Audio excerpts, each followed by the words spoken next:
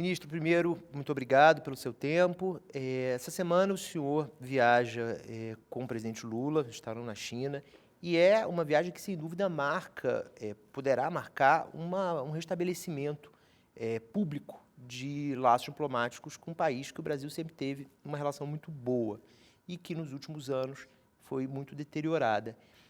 Apenas a visita em si é suficiente para esse restabelecimento ou o presidente Lula terá que fazer gestos para conseguir publicamente, por fim, sinalizar ao povo chinês, né, que foi tão atacado, que as hostilidades ficaram no passado?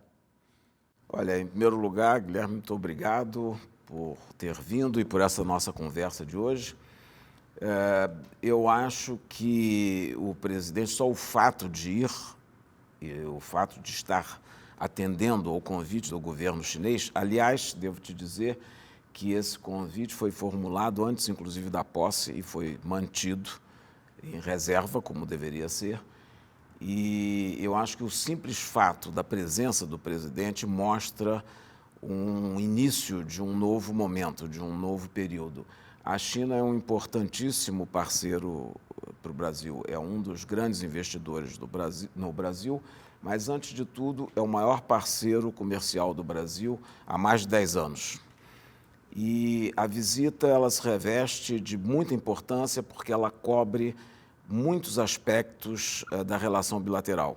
Vão ser assinados mais de 15 acordos e memorandos de entendimentos e declarações das áreas mais importantes e mais relevantes, como, por exemplo, ciência e tecnologia, pesquisa espacial, saúde, comércio, investimentos. E acho que o simbolismo da visita é muito grande, porque é justamente isso, é virar uma página e começar a retomar um diálogo que sempre houve e sempre foi muito relevante. Não será necessário, então, uma espécie de pedido de desculpas do Lula? Não, o presidente não está indo, ele foi convidado pelo presidente Xi Jinping, antes, inclusive, de tomar posse, pelo que ele representa. Ministro, é possível mensurar quais foram as perdas econômicas para o Brasil em função dessa agressividade do governo anterior em relação à China? Bem, a questão da relação bilateral e comercial, que é muito importante, evidentemente poderia ser maior, poderia ter sido aprofundada se nós não tivéssemos tido um momento de estranhamento, de afastamento. Agora, quanto a quantificar, é um pouco mais difícil, não saberia dizer. O importante em diplomacia é manter sempre o diálogo e se manter falando, conversando. E isso é que abre portas, isso é que pavimenta um caminho, uma estrada para levar para novos entendimentos. O senhor mencionou que são 15 acordos, uma assinatura de 15 acordos. Quais são os ganhos concretos que o país vai ter com essa visita à China?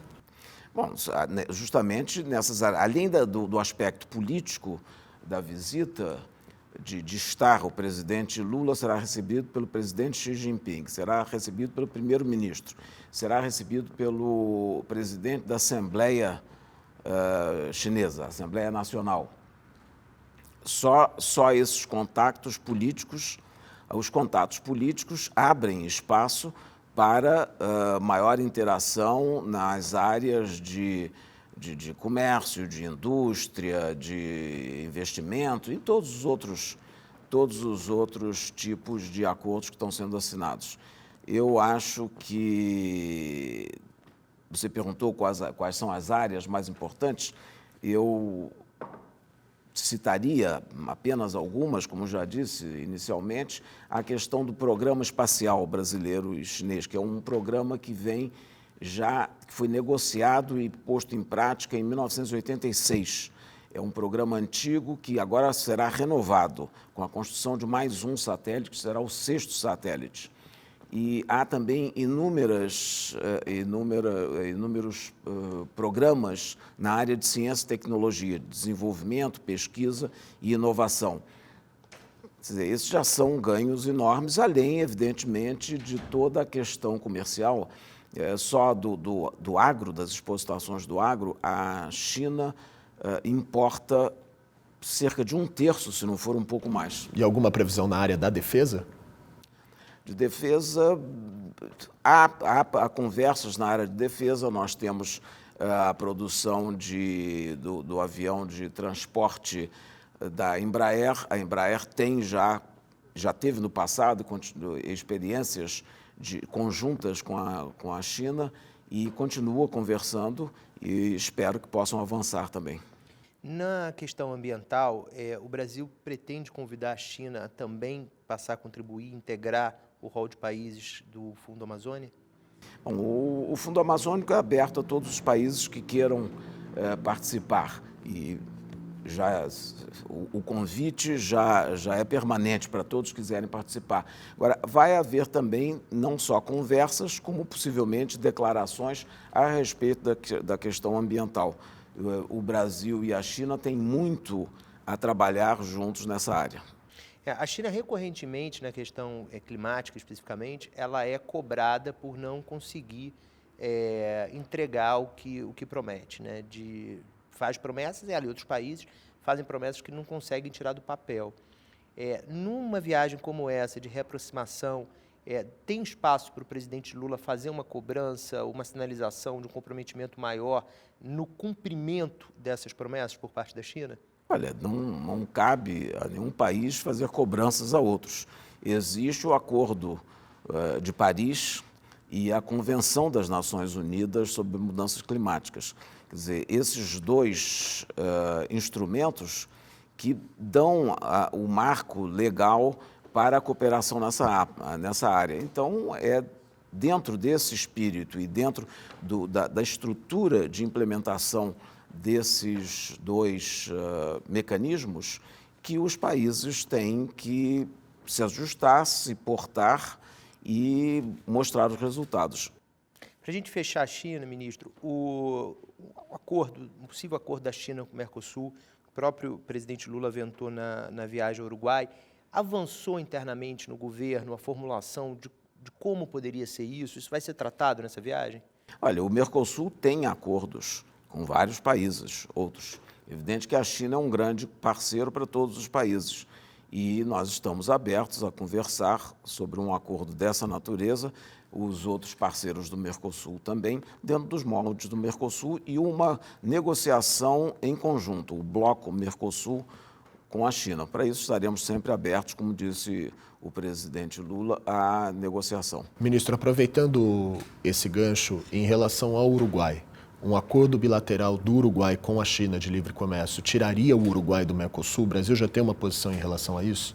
Não existe um acordo do Uruguai com a China. Isso foram notícias de jornal, especulações, mas não existe. E eles nunca negociaram.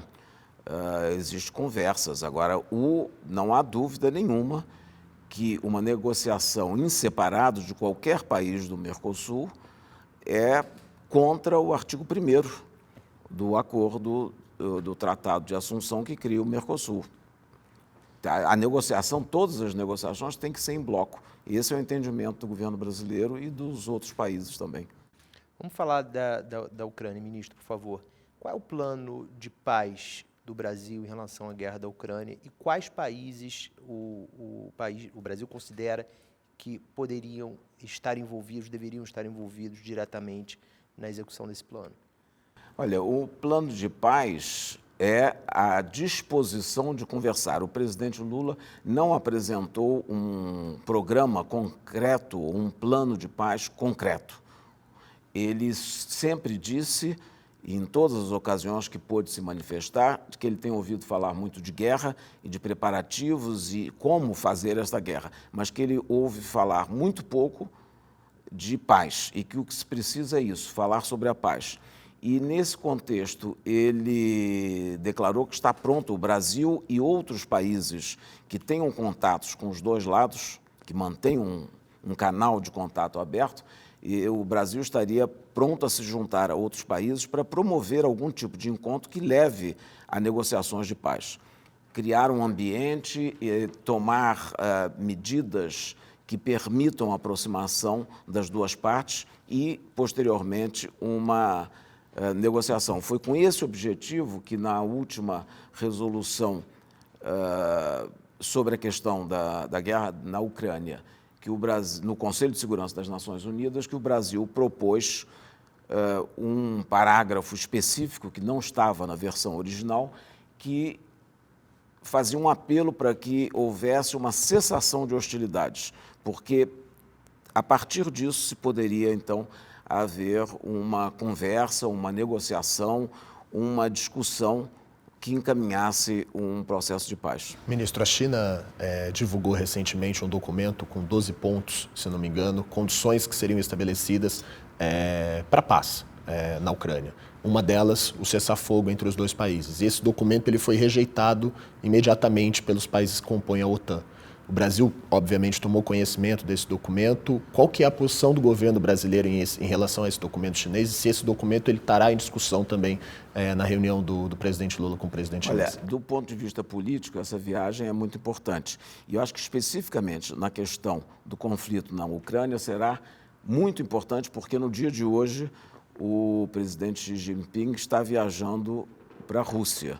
Então, creio que as conversas que ele terá em Moscou serão muito importantes. Eu não tenho dúvida que serão matéria de conversas com o presidente Lula. Eu creio que, a partir daí, se pode, novamente, no espírito de conversar, de trocar opiniões e de se oferecer como um instrumento de diálogo entre as duas partes, eu acho que isso vai ser muito importante. Eu acho que tenha a China apresentado ou não, eu acho um plano específico, eu acho que com essa viagem que o presidente está fazendo, o presidente Xi Jinping está fazendo à Rússia no dia de hoje, ele terá condições e informações, inclusive, para rever e ampliar, aumentar ou apresentar um novo projeto. Todos os lados da guerra falam que querem a paz, mas cada um quer a sua paz, né? O Brasil, quando fala no documento na ONU, inclui esse parágrafo que o senhor escreveu para a gente, fala sobre cessação de hostilidade, ele entende, o país entende, o presidente Lula entende que a cessação de hostilidade é uma pré-condição para se debater, ou se poderia criar, que se chamou na imprensa de Clube da Paz, né? Um grupo ainda durante a guerra, porque nem esse grupo existe hoje, né? Não, esse grupo não existe. Isso são países que têm canais de diálogo com os dois lados e que o presidente Lula disse que poderiam fazer um esforço conjunto. Agora, a cessação de hostilidades é um dos elementos, evidentemente, que facilitará muito. Mas eu creio que, se todos os lados querem e buscam a paz, as conversas preliminares podem existir a qualquer momento. A contribuição do Brasil nesta resolução pode facilitar, porque, havendo uma cessação de hostilidades, havendo um cessar-fogo, é um passo adiante na procura da paz. E por cessação de hostilidades, a gente entende que o Brasil defende a saída da Rússia dos territórios ocupados na Ucrânia? O Brasil condenou a invasão da Rússia e não poderia ser diferente, porque, inclusive, que é um dos preceitos constitucionais que orientam a política externa, lá nos artigos iniciais da Constituição, que estabelece, entre outros, o direito internacional, os direitos humanos, a integridade territorial, a solução pacífica das controvérsias. O Brasil não poderia deixar de condenar a invasão ao território ucraniano. Mas não tem pré-condição para a formação desse grupo. Também como não tem cessação de hostilidade, também não tem retirada de tropa dos territórios invadidos. Não, isso não é, como eu disse antes, não é um plano concreto. É uma iniciativa, é uma proposta de que as pessoas que estão verdadeiramente interessadas na paz, que tenham um diálogo com os dois lados, possam reunir os dois lados e começar a conversar. Houve uma conversa recente do presidente Lula com o presidente ucraniano, o Zelensky, por vídeo, e nessa conversa Zelensky fez um convite ao presidente Lula para visitar a Ucrânia, até como uma condição de aproximar a Ucrânia dos países latino-americanos. Existe uma data para essa viagem? Essa viagem já foi discutida dentro do governo? Qual que é o status atual? O presidente Lula tem o interesse de visitar a Ucrânia? O presidente recebeu esse convite, mas não existe uma data por enquanto. Ele aceitou o convite e ficamos, então, pela via diplomática, fixar uma data mais adiante, quando houver condições. Mas, por enquanto, não existe e vamos examinar as alternativas. Não tem nem previsão se vai acontecer esse ano, por exemplo. Não, vai ser no momento que for possível.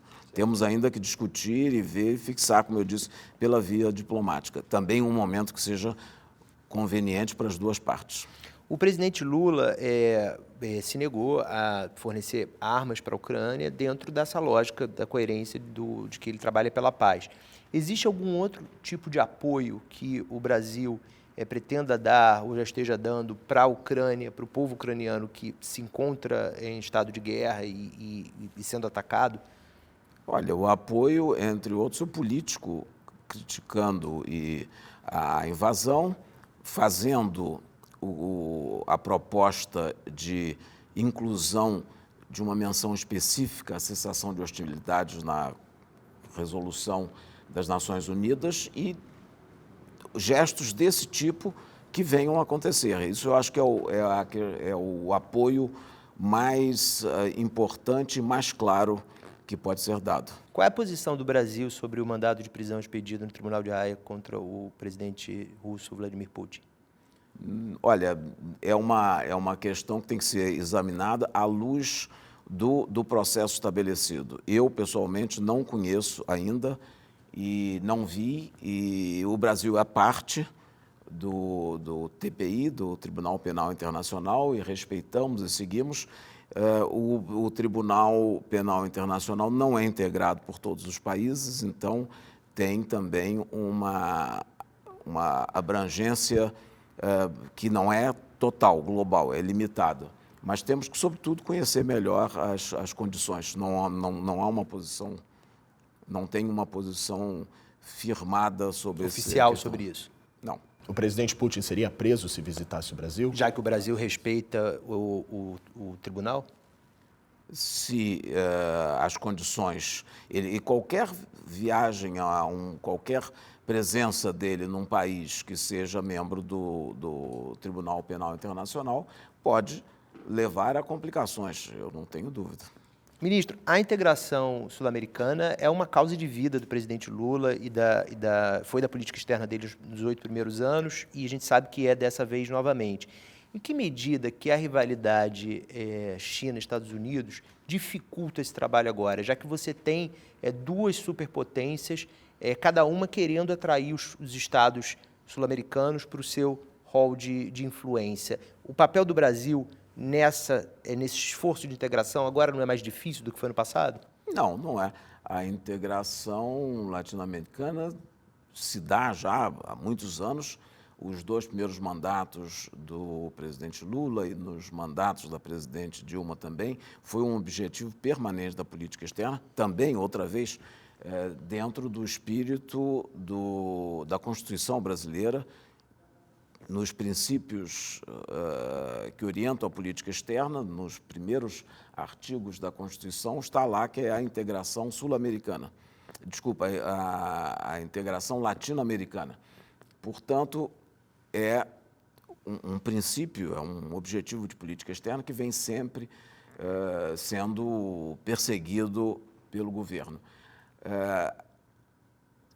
Os países se unem por interesse nacional e pela proximidade, pela vizinhança. Eu tenho certeza que, da mesma forma que o Brasil, todos os países latino-americanos e sul-americanos se guiarão pelos interesses nacionais, pelos respectivos interesses nacionais, como é o caso do Brasil, tendo relações próximas, importantes e densas com os Estados Unidos e também tendo o mesmo tipo de relação com a China, que é o maior parceiro comercial, por exemplo, de todos os países latino-americanos.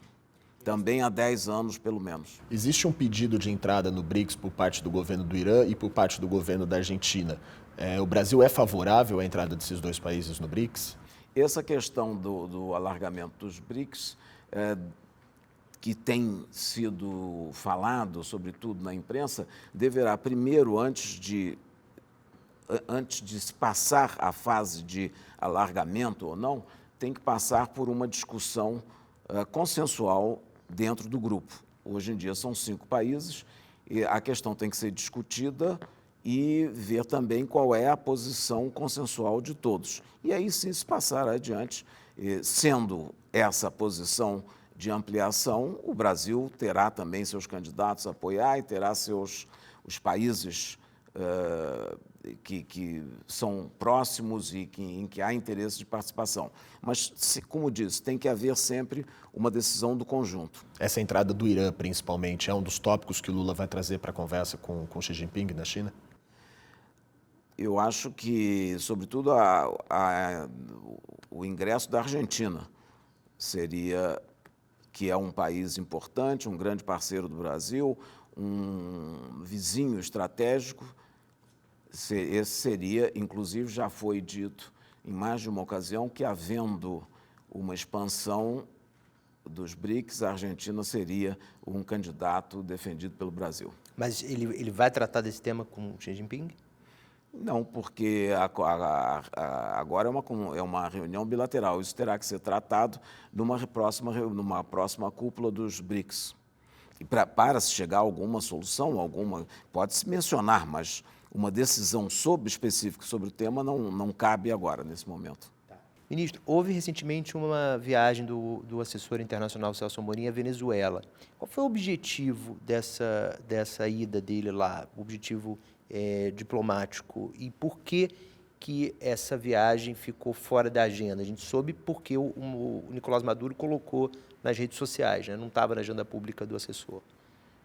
Olha, eu não sei se estava, se não estava, mas foi preparada dentro do governo, em conjunto com o Ministério das Relações Exteriores, e foi uma primeira... Você sabe que há 4 anos a embaixada estava fechada, os 4 consulados que nós tínhamos lá estavam fechados, apesar de haver um número importante de brasileiros vivendo na Venezuela, são estimados em 25 mil, e apesar do fato de termos uma fronteira extensíssima com a Venezuela, de ser um país importante e nosso vizinho importante na região, nós não tínhamos diálogo com a Venezuela, não tínhamos mais embaixada, não tínhamos os consulados.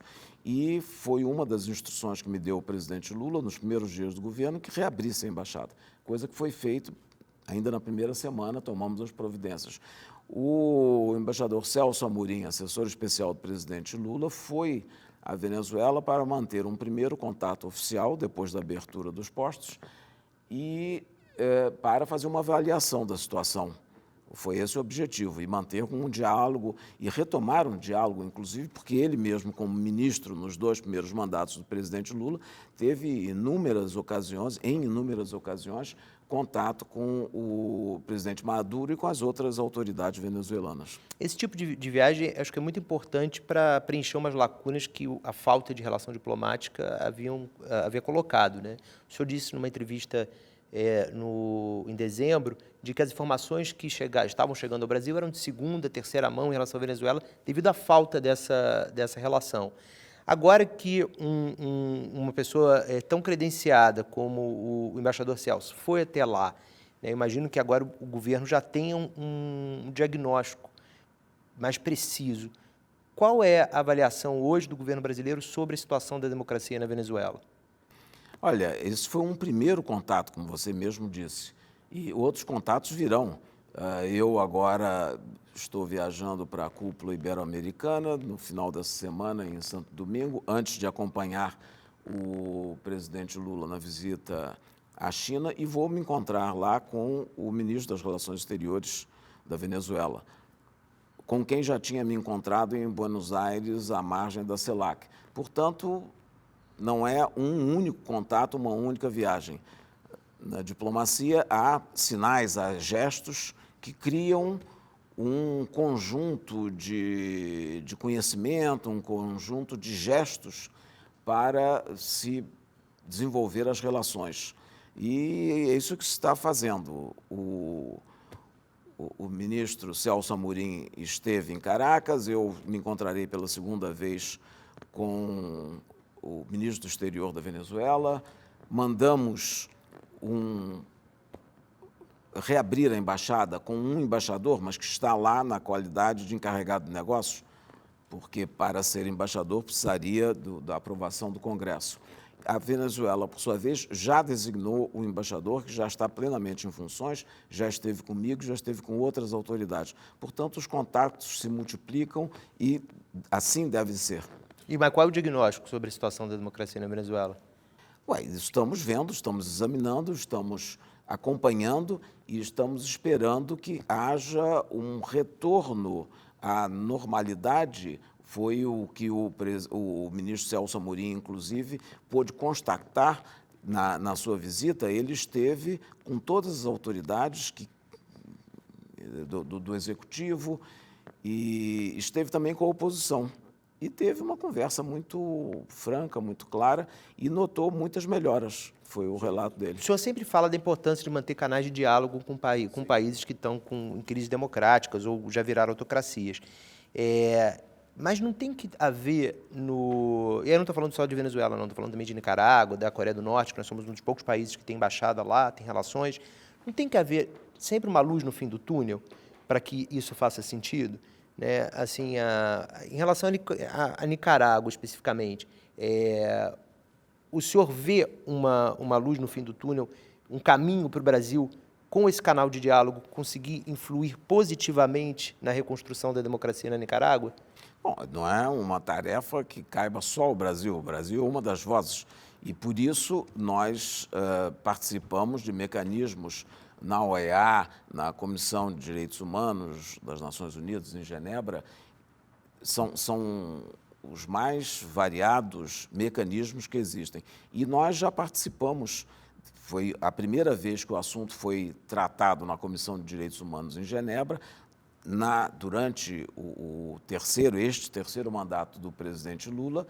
O Brasil tomou uma posição muito clara de crítica e, inclusive, separado dos outros países, porque queríamos deixar claro a nossa posição, como era a primeira vez. Foi uma posição, foi um posicionamento de críticas e de reconhecimento de que a situação exigia cuidados, exigia medidas. Ministro, o restabelecimento da democracia na Venezuela ela vai passar necessariamente por uma recuperação econômica do país. O Brasil tem como atuar nessa área? Por exemplo, BNDES. A gente pode voltar a ver o BNDES financiar obras públicas para movimentar, para aquecer a economia da Venezuela? Olha, o BNDES financia, sobretudo, exportações brasileiras. E, para isso, precisa haver projetos. Se a Venezuela tiver, como qualquer outro país, tiver projetos que incluam exportações de produtos brasileiros, de indústrias brasileiras, eu não vejo por que não. Porque não haver recurso a financiamentos. O BNDES não financia sem um projeto.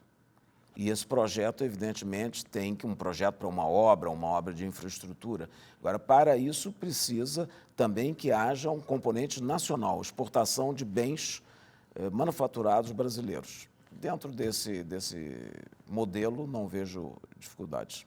Fechar falando um pouquinho de Mercosul, o presidente Lula fala muito sobre o fortalecimento do Mercosul, né? Falou em diversos momentos. No que nesses 80 dias de governo dá para a gente informar as pessoas que já foi discutido, já foi planejado ou eventualmente já está em execução para esse fortalecimento? A Venezuela, por exemplo, a suspensão dela vai ser revertida? No momento em que, de acordo com os mecanismos e os acordos do Mercosul, ela superar os fatos que levaram à exclusão, sim, será reintegrada. Agora, da mesma forma que outros, como você diz, com relação ao fortalecimento do Mercosul, outras medidas já foram tomadas. Quer dizer, o presidente, quando foi à Argentina, o presidente Lula se encontrou com o presidente Alberto Fernandes e tomaram várias medidas e conversaram sobre o fortalecimento do Mercosul e bilateralmente foram tomadas medidas que fortalecem a integração. Da mesma coisa com o Uruguai e da mesma forma também ele esteve na última quinta-feira com o presidente do Paraguai, em que houve uma conversa muito boa, muito franca e direta, em que também discutiram pontos da agenda bilateral, mas que no momento em que forem concluídos, que avançarem, fortalecerão o conjunto do Mercosul. Qual a diferença de ser chanceler da presidente Dilma e do presidente Lula? Não há diferença, há uma unidade de linha de política externa e que me dá muito orgulho de ter sido ministro do exterior da presidenta Dilma Rousseff e de ser, desta vez, pela segunda vez agora no cargo, do presidente Lula. Há uma linha de política externa que defende a inserção internacional do Brasil, defende a integração latino-americana, defende a cooperação com os vizinhos e, sobretudo, uma participação ampla em todos os mecanismos e organismos internacionais, porque o Brasil é um país que quer e precisa estar presente em todos os fóruns. Muito obrigado, ministro, pelo seu tempo e boa viagem. Muito obrigado. Obrigado a vocês.